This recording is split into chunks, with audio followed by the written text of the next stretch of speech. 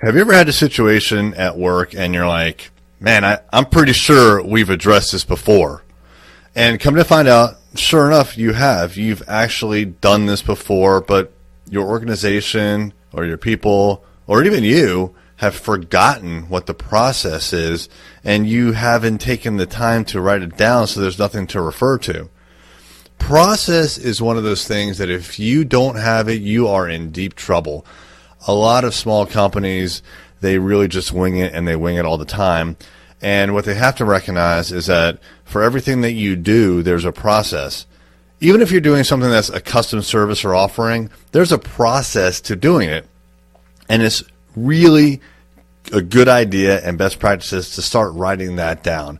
So when I talk to some young entrepreneurs, they'll say, hey, how do I go from having basically no process or no documented process to a fully documented process that my team knows about? And for me, the way that I did it was I just started to write down the steps. So even when I was doing something, if I knew in my mind that I wanted to hand it off to someone else, or if I kept forgetting how I did it because I only did it once every 2 weeks or 4 weeks or once every 6 months, I'll just open up a document and I'll just start writing down the steps. The first time you do it, the steps are really high level.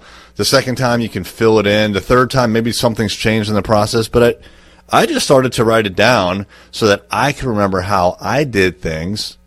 And then when it came time to transferring the knowledge to someone else, I would literally sit them down in front of the document, either through a video conference call or bring them into my office, and I'd show them, hey, here's the process, here's the expectation at the very end, and here's how you do it now.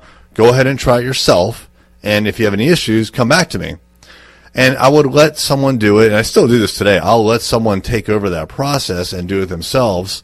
And then about a month or so later, after they've been doing it and they've maybe made a few tweaks to the process document, I will actually transfer ownership of that document and that process to them, to the point where basically if something goes wrong with the process or there's an issue, it's them, right? So it's their responsibility. It's no longer my responsibility. It's their responsibility.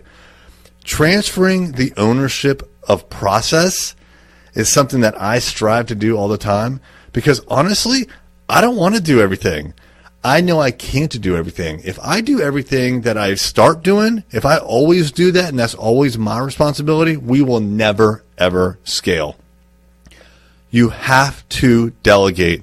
And the best way that I have found to delegate is to write that process down, train somebody, ensure they know how to do it, make them the owner of the process. And there's other tactics you can take even beyond that. Things like putting that process outcome on a KPI dashboard. That's a little more advanced, and frankly, we don't have all of our KPIs dialed in. We're working on it. But the key is take some of these important processes and make someone else the owner of it.